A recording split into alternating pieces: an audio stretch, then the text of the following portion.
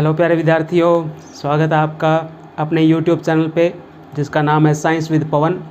तो अपने basic biology playlist के हिसाब से देखा जाए तो कोशिका वाला टॉपिक चल रहा था, जिसके 8वें भाग में आज अपने ये टॉपिक पूरा करेंगे। और आज के जो ये छोटे छोटे टॉपिक बचे हैं, जैसे क्लोरोप्लास्ट और सीलिया फ्लैजिला यानी कि कसाब और पक्षमाभिका, उसके अलावा अपने पढ़ेंगे एनिमल सेल और प्लांट सेल में जो बेसिक डिफरेंस होता है, बेसिक अंतर होता है, वो अपने जानकारी प्राप्त करेंगे आज के इस क्लास के अंदर।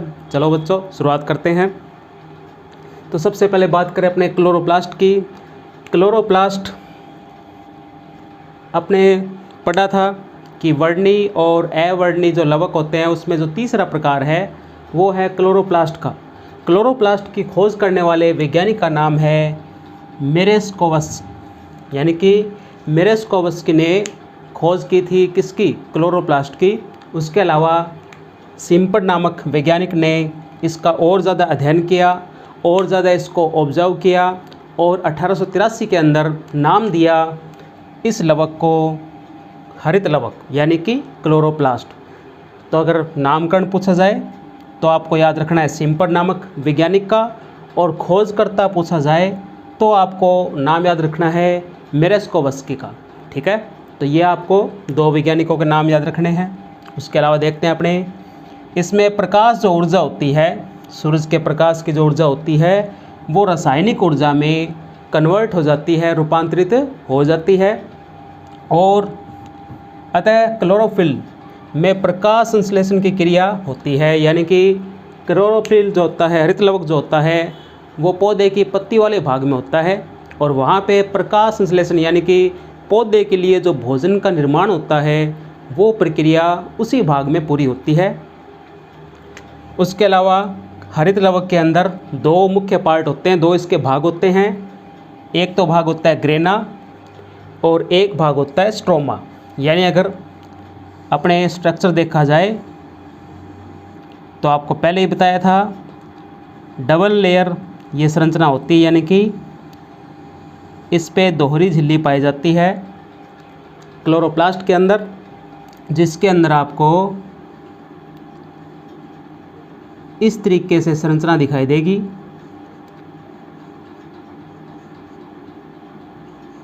और ये वाली संरचनाएं आपने अगर बात की जाए तो जो सिक्के की गड्डी होती है, यानी सिक्कों को एक के ऊपर एक रख के जब इनकी गड्डी बनाई जाती है तो उस प्रकार की संरचना ये दिखाई देती है। इस एक संरचना को, गोलाकार संरचना को बोलते हैं थैलेकॉइड। क्या बोलते हैं विद्यार्थियों? थैलेकॉइड बोलते हैं इसको। और जो ये वाली संरचना होती है, यानी कि इसकी कंबाइंड संरचना, पूरी की पूरी संरचना को बोला जाता है ग्रेनम या फिर ग्रेना। ठीक है, देखिए ग्रेना भाग में इसमें थैलेकॉइड संरचनाएं पाई जाती है। इन संरचनाओं को कहा जाता है थैलेकॉइड। क्या बोलते हैं इसको? थैलेकॉइड। जो सिक्कों की गड्डी की तरह होती है, यानी कि एक के ऊपर एक ये अरेंजमेंट होता है इसका, इसलिए सिक्कों की गड्डी की तरह व्यवस्थित होती है। तथा प्रकाश संश्लेषण की जो प्रक्रिया होती है, प्रकाशिक क्रिया होती है, जिसको हिल रिएक्शन भी कहा जाता है, यानी कि हिल अभिक्रिया भी कहा जाता है। वैज्ञानिक के नाम पे ही है हिल, इसलिए प्रकाश क्रिया को क्या बोलते हैं? हिल रिएक्शन, हिल क्रिया कहते हैं। और हिल क्रिया किस भाग में होती है? स्ट्रोमा भाग में। यानी कि ये जो प्रक्रिया होती है ये ग्रेना भाग में होती है, जबकि स्ट्रोमा भाग इससे जुड़ा होता है। ठीक है, तो अगर पूछा जाए कि प्रकाशिक क्रिया किस भाग में होती है तो आपको नाम लेना है ग्रेना या फिर ग्रेनम भाग के अंदर। उसके बाद ये जो ग्रेनम स्ट्रक्चर होती है, संरचना होती है, ये जुड़ी होती है आपस में इस प्रकार की संरचना से। ठीक है, बाकी इसके इस भाग में पाया जाता है मैट्रिक्स।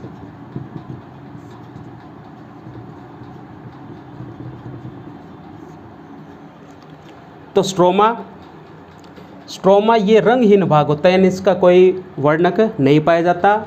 जिसमें अलग अलग प्रकार के एंजाइम पाए जाते हैं और यहाँ पे प्रकाश संश्लेषण की अप्रकाशिक क्रिया होती है, यानी कि मैट्रिक्स जो भाग होता है उसके अंदर ये स्ट्रोमा पाए जाते हैं जो इनके बीच में व्यवस्थित होते हैं।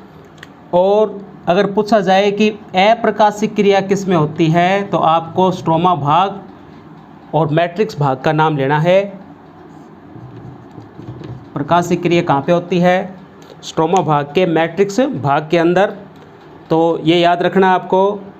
और अप्रकाशिक क्रिया को कहा जाता है ब्लैकमैन रिएक्शन। ब्लैकमैन रिएक्शन, जैसे अपने हिल नामक वैज्ञानिक ने प्रकाशिक क्रिया के बारे में बताया था, इसलिए उन्होंने अपने ही नाम पे रखा हिल रिएक्शन। वैसे ही ब्लैकमैन नामक वैज्ञानिक ने अप्रकाशिक क्रिया का अध्ययन किया था, इसलिए अपने ही नाम पे रखा उनका नाम ब्लैकमैन रिएक्शन। ठीक है, तो इस भाग में होता है। स्ट्रक्चर ये होती है क्लोरोप्लास्ट की। अगर डायग्राम बनाना हो तो आप इस प्रकार से दिखा सकते हैं। ये इसकी आंतरिक परत होती है, आंतरिक झिल्ली होती है, और ये इसकी आउटर लेयर होती है, यानी कि बाह्य परत। ठीक है, तो ये इसकी स्ट्रक्चर हो गई। उसके बाद देखते हैं अपने क्लोरोफिल, यानी कि क्लोरोप्लास्ट के अंदर या क्लोरोफिल के अंदर फ़र्क क्या होता है? फ़र्क ये होता है कि इसके अंदर एक वर्णक पाया जाता है रसायन के रूप में, उसे कहा जाता है क्लोरोफिल। क्या बोलते हैं? क्लोरोफिल, यानी कि पर्णहरित। ठीक है, यानी कि क्लोरोप्लास्ट का ही भाग होता है क्लोरोफिल। और क्लोरोफिल में मुख्य जो आयन होता है वो होता है मैग्नीशियम आयन। कौन सा होता है? Magnesium ion. और उसके अलावा कॉपर यानी कि तांबा, फेरस यानी कि लोहा, मैग्नीज यानी कि Mn, ठीक है, जैसी धातुओं के अंश भी इसमें पाए जाते हैं। लेकिन मुख्य रूप से अगर क्वेश्चन आ जाए कि कौन सी धातु का अंश पाया जाता है क्लोरोफिल के अंदर, तो आपका सही उत्तर होना चाहिए मैग्नीशियम आयन, यानी कि मैग्नीशियम धातु के अंश इसमें मुख्य रूप से पाए जाते हैं। ठीक है, और क्लोरोफिल देखा जाए तो मुख्य रूप से जो पेड़ पौधों की पत्तियां होती है इसके अंदर ये पाया जाता है वर्णक के रूप में, क्योंकि भोजन का निर्माण इसी भाग में होता है, इसलिए पौधे की पत्तियों को ही कहा जाता है kitchen house. Kitchen house of plant या फिर सेल, यानी कि किचन हाउस रसोई घर किसे कहा जाता है पौधे का? तो सही जवाब होगा हरित लवक या फिर क्लोरोफिल। ठीक है, और अगर इसका फॉर्मूला देखा जाए तो फॉर्मूला होता है इसका C55H72O5N4 और मैग्नीशियम। यानी कि जब आगे इसकी संरचना विस्तार से अपने पढ़ेंगे तब ये जानेंगे कि इसकी संरचना किस प्रकार से बनती है। ये इसका केमिकल फॉर्मूला होता है।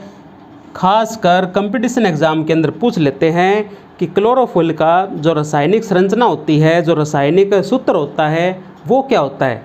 तो आपको ऑप्शन में कई मिलेंगे, लेकिन अगर ये जवाब अगर आपको पता है, यानी कि ये फॉर्मूला पता है C55H72O5N4 और मैग्नीशियम, क्योंकि मैग्नीशियम आयन के रूप में ये पाया जाता है, तो आप ये याद रख सकते हैं। ठीक है, अब देखिए आगे इसके कार्य की बात की जाए तो ये क्या काम करता है? पौधों के अंदर प्रकाश की उपस्थिति में ये हरित लवक प्रकाश संश्लेषण द्वारा कार्बोहाइड्रेट का निर्माण करता है, क्योंकि हम जानते हैं कि पौधों को भोजन के लिए किस किस की आवश्यकता होती है। एक तो चाहिए जल और एक हमारे द्वारा छोड़ी गई कार्बन डाइऑक्साइड गैस। जब ये दोनों आपस में मिलेगी और जो सूरज का प्रकाश होगा वो क्रिया करेगा, तब निर्माण होगा कार्बोहाइड्रेट का। और किसके रूप में? ग्लूकोज के रूप में। ठीक है, ग्लूकोज के रूप में, और अपने लिए मुक्त होगी साथ में ऑक्सीजन गैस, यानी कि प्राण वायु। ठीक है, उसके बाद देखिए प्रकाश ऊर्जा का अवशोषण। प्रकाश ऊर्जा का अवशोषण होता है, वो भी किसके द्वारा होता है? क्लोरोप्लास्ट के द्वारा होता है। उसके बाद कुछ अवर्णीय लवक शर्करा, फैट यानी कि वसा और प्रोटीन, इन सब को भी इकट्ठा करने का कार्य कौन करता है? हरित लवक ही करता है। जैसे अपने बात करें कि पौधों के अंदर अगर देखा जाए तो भोजन का जो संचयन होता है, जो एकत्रीकरण होता है, वो होता है स्टार्च के रूप में। किसके रूप में होता है? स्टार्च, मंड के रूप में होता है। केवल किसके अंदर? पादप कोशिकाओं के अंदर। अगर बात की जाए एनिमल सेल्स की यानी कि जंतु कोशिका की, तो उसके अंदर जो भोजन का संचयन होता है वो होता है ग्लाइकोजन के रूप में। किसके रूप में होता है बच्चों? ग्लाइकोजन के रूप में होता है। और वो भी कहाँ पे? एनिमल सेल्स यानी कि मानव शरीर या किसी भी जीव जंतु के शरीर की मांसपेशियों और यकृत के अंदर ग्लाइकोजन का संचयन होता है। ग्लाइकोजन इकट्ठा होता है, वो भी किसके रूप में? भोजन के रूप में। तो ये आप लोग इसमें नोट डाउन कर सकते हैं। ये आपको स्ट्रक्चर याद रखनी है किसकी? हरित लवक की। और ये फॉर्मूला याद रखना है किसका? क्लोरोफिल यानी कि पर्णहरित का। तो ये आप नोट डाउन कर सकते हैं या फिर स्क्रीनशॉट ले सकते हैं। तो अगला कोशिकांग है जिसका अपने अध्ययन करते हैं वो है पक्ष्माभ और कशाभिका, यानी कि पादप और जंतु कोशिकाओं में गति के लिए जो विशेष संरचनाएं पाई जाती है, जो कोमल तंतु पाए जाते हैं, अंगुली के आकार के जो प्रवर्ध पाए जाते हैं, उन्हीं विशेष संरचनाओं को कहा जाता है सीलिया और फ्लैजिला। यानी कि आपने देखा था जंतु सेल के अंदर सीलिया पाए गए थे, माइक्रोविलाई जिनको नाम दिया गया था। और इनकी खोज करने वाले वैज्ञानिक का नाम है ल्यूवेनहोक। ल्यूवेनहोक ने, एंटोनी वॉन ल्यूवेनहोक ने 17वीं शताब्दी के अंदर प्रोकैरियोटिक कोशिकाओं में कुछ विशेष संरचनाओं को देखा, उनका अध्ययन किया और ये पता लगाया कि ये विशेष संरचनाएं उन एक कोश के जीवों में पाई जाती है जिनमें विशेष प्रकार के कोई भी चलन अंग नहीं पाए जाते, यानी कि मोशन करने लायक, गति करने लायक कोई विशेष अंग नहीं पाए जाते। और उनकी जगह जो संरचनाएं पाई जाती है उन संरचनाओं को उन्होंने नाम दिया पक्ष्माभ और कशाभिका, यानी कि जिनको कहा जाता है सीलिया और फ्लैजिला। ठीक है। और ये उन कोशिकाओं में मौजूद होती है जिनका सीधा संबंध होता है गति से, यानी कि मोशन से। उसके अलावा आपने देखें कुछ खास अंतर देखें इसके अंदर। बेसिक डिफरेंस कौन कौन से होते हैं? संख्या में ये ज़्यादा होंगे और आकार में क्या होंगे? छोटे होंगे। यानी कि जिन कोशिकाओं में पाए जाते हैं इनकी संख्या ज़्यादा होगी लेकिन आकार कैसा होगा? छोटा होगा। 5 से 10 माइक्रोन इनका आकार पाया जाता है। ये कोशिकाओं के चारों तरफ पाए जाते हैं और इनकी गति जो घड़ी का पेंडुलम होता है, यानी कि घड़ी का जो पेंडुलम होता है सेकंड वाला, जो दाएं से बाएं और बाएं से दाएं गति करता है, इस प्रकार की गति इन पक्ष्माभ यानी कि सीलिया के अंदर पाई जाती है। उदाहरण के तौर पे बात करें, अपने एग्जाम्पल के तौर पे, तो प्रोटोजोआ जैसे एक कोश के जीव होते हैं उनमें सीलिया के द्वारा गति पाई जाती है। और अपने युगलिना, पैरामीशियम, ये एक कोश के जीव होते हैं जिनमें जो गति होती है ये इस विशेष संरचना के द्वारा होती है जिसका नाम होता है पक्ष्माभ यानी कि सीलिया। और पक्ष्माभ को रोम यानी कि बालों जैसी संरचना के कारण इनको रोमाभ भी कहा जाता है। क्या बोलते हैं इसको? रोमाभ भी कहा जाता है। ठीक है। आगे देखें अपने कशाभ के बारे में, फ्लैजिला के बारे में। तो ये संख्या में तो कम होंगे लेकिन आकार में क्या होंगे? बड़े होंगे। आकार में कैसे होंगे? बड़े। 150 माइक्रोन इनका आकार पाया जाता है और ये कोशिकाओं के एक तरफ पाए जाते हैं। कैसे पाए जाते हैं? एक तरफ ही मौजूद होंगे। और इनकी गति लहरदार होती है। कैसी होती है? लहरदार।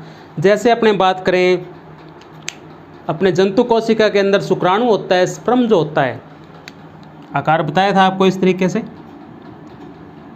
तो इनमें जो गति होती है यानी कि लहरदार गति होती है। गति कैसी होती है? लहरदार, यानी कि स्पाइरल जो गति होती है, एक प्रकार से वेव लेंथ जैसी गति होती है, उस प्रकार से गति करते हैं। तो एग्जाम्पल के तौर पे अपने बात करें तो युग्मक, क्योंकि शुक्राणु जो होता है वो एक प्रकार से युग्मक ही होता है। उसके अलावा शैवाल, और जलीय कवक, ये इसके एग्जाम्पल होते हैं पक्ष्माब और फ्लैजिला के। ठीक है, तो ये इसमें बेसिक डिफरेंस है। उसके अलावा अपने संरचना की बात की जाए तो इस प्रकार की संरचना पाई जाती है। सीलिया के अंदर गोलाकार संरचना होती है जिसमें 9 परिधीय तंतु पाए जाते हैं। कितने पाए जाते हैं? 9 परिधीय तंतु पाए जाते हैं।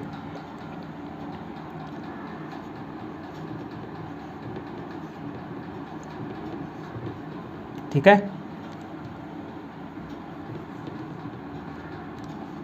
इस प्रकार से 9 परिधीय तंतु इसके अंदर मौजूद होते हैं और ये ए और बी से इसको डिनोट करते हैं। ये उपतंतु होते हैं और यहाँ पे इसकी आंतरिक और बाह्य भुजा होती है।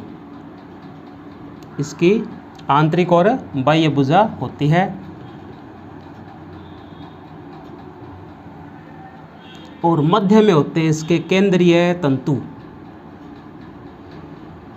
मध्य में क्या पाए जाते हैं? केंद्रीय तंतु पाए जाते हैं जिनका संबंध गति से होता है। यानी कि सीलिया की संरचना की बात की जाए तो इस तरीके से संरचना इसकी दिखाई देती है, जिसमें ये वाले होते हैं परिधीय तंतु,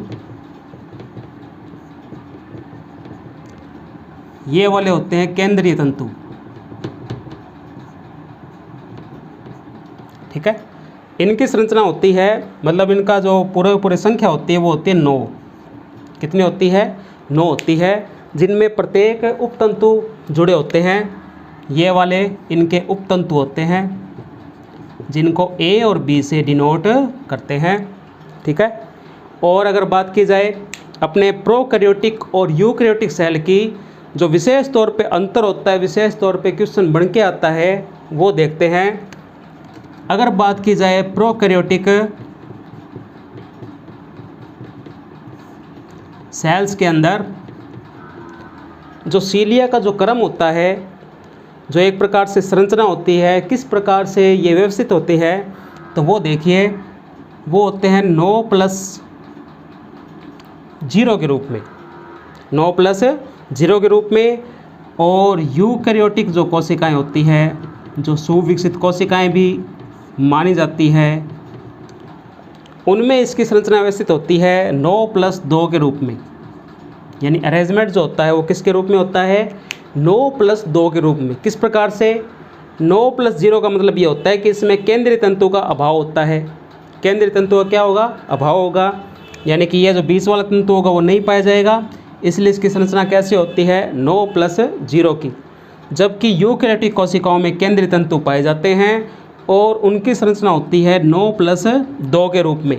ये क्वेश्चन बन जाता है कि सीलिया की जो संरचना होती है प्रोकैरियोटिक कोशिकाओं में किस प्रकार से होती है? 9+0 के रूप में व्यवस्थित होते हैं तंतु, जबकि यूकैरियोटिक कोशिकाओं में तंतु की जो संरचना होती है किस प्रकार से अरेंजमेंट होता है? 9+2 के रूप में। तो यहाँ पे आपको ये अंतर भी विशेष तौर पे याद रखना है।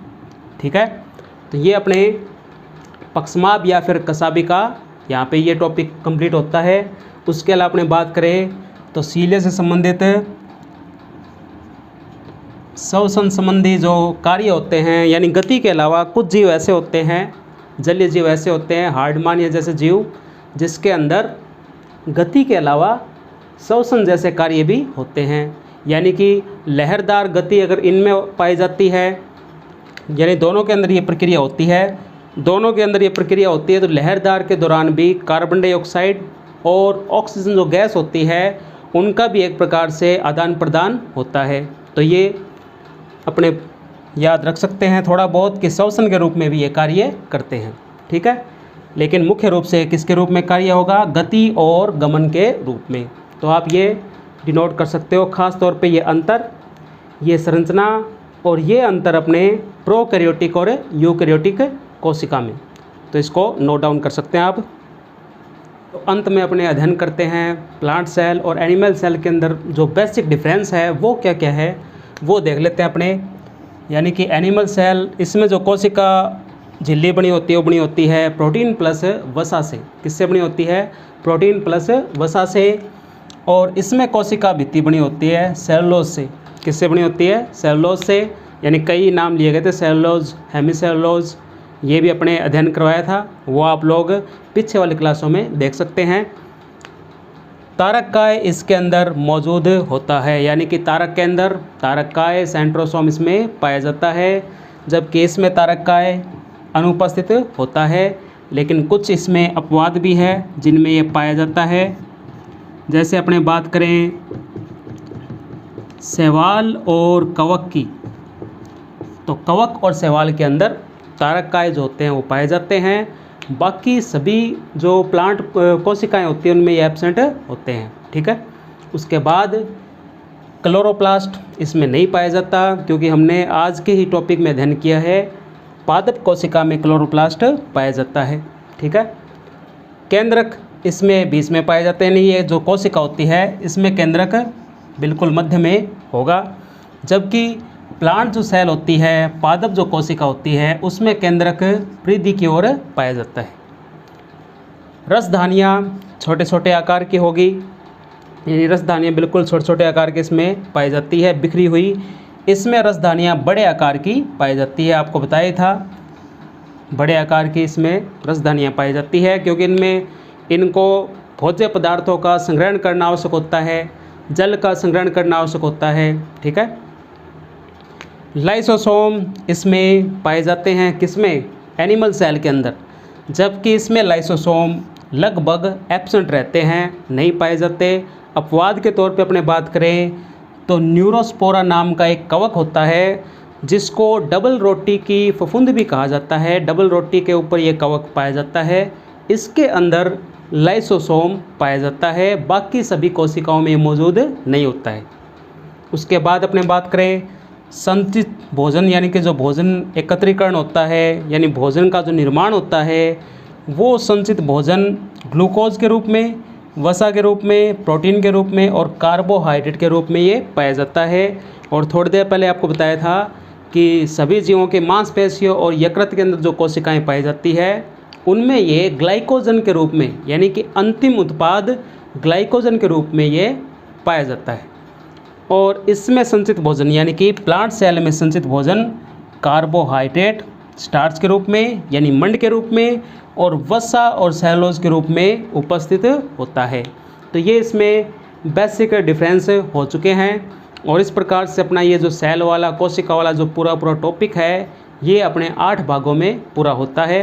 इसके अलावा भी कुछ और कोशिकांग बच जाते हैं, जैसे माइक्रोबॉडी सूक्ष्म काय होता है, उसमें भी प्रकाशीय संवसन वर्णक पाए जाते हैं, परऑक्सीसोम, ग्लाइऑक्सीसोम।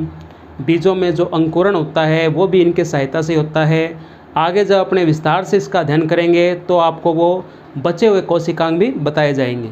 ये अपने बेसिक बायोलॉजी के हिसाब से ये बेसिक टॉपिक यहाँ पे कंप्लीट हो। तो अब बारी है अंत में उन 2 प्रश्नों की जो आपसे पूछे गए थे लास्ट वाली क्लास के अंदर। तो प्रश्न ये है कि किस कोशिकांग को डिप्लोसोम कहा जाता है?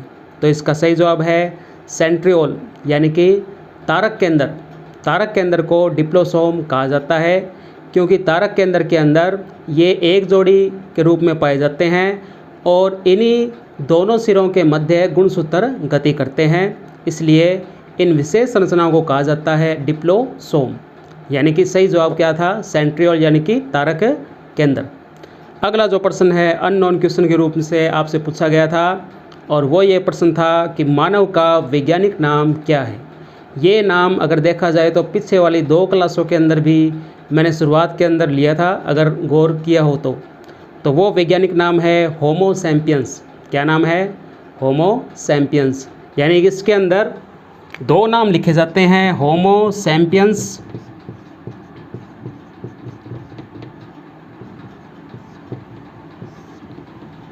ये द्विनामपत्ति के अनुसार लिखे जाते हैं, और द्विनामपत्ति देने वाले वैज्ञानिक का नाम है कैरोलस लिनियस, जिसने सिस्टेमा नेचुरी नामक किताब के अंदर द्विनामपत्ति दी थी। और उसी के दौरान कोई भी पेड़ पौधा या कोई भी जीव जंतु होता है उसका विशेष तौर पे नामकरण किया जाता है, यानी कि नोमेनक्लेचर किया जाता है। तो इसलिए मानव का वैज्ञानिक नाम है होमो सैपियंस, जिसके अंदर देखा जाए तो ये जो होता है ये वंश का नाम होता है, यानी कि वंश का नाम है होमो, जबकि जाति का नाम है सैपियंस। और द्विनामपत्ति के अलावा त्रिनामपत्ति भी कैरोलस लिनियस के द्वारा दी गई थी, जिसमें जाति के बाद उपजाति भी जोड़ी जाती है। और ये भी मानव की बात की जाए तो ये है सैपियंस, यानी कि इस तरह मानव का वैज्ञानिक नाम हुआ होमो सैपियंस सैपियंस। ठीक है, तो ये इसका वैज्ञानिक नाम है, जिसके अंदर कुछ रूल होते हैं। अगर ये नाम नोट किए जाते हैं, हाथों के द्वारा लिखे जाते हैं, हस्तलिखित होते हैं, तो इसके अंदर एक रूल ये होता है कि इसके नीचे अंडरलाइन करना ज़रूरी होता है। और उसके अलावा अपने ये किताबों में जो नाम छपे होते हैं ये इटैलिक अक्षरों में या फिर बोल्ड अक्षरों में छपे होते हैं, या तो ये तिरछे होंगे या फिर ये गहरे टाइप के होंगे। तो ये नियम होता है जो द्विनामपत्ति के अनुसार दिया था कैरोलस लिनियस ने। तो ये अपने मानव का वैज्ञानिक नाम। तो ये बच्चों आज के 2 प्रश्न कंप्लीट होते हैं। अगले वाले 2 प्रश्न भी आपको क्लास के अंत में मिल जाएंगे। तब तक आप घर पे रहिए, अपने आप को सेफ रखें, पढ़ाई करते रहें। मिलते हैं अगले टॉपिक के अंदर बहुत जल्द ही। Take care.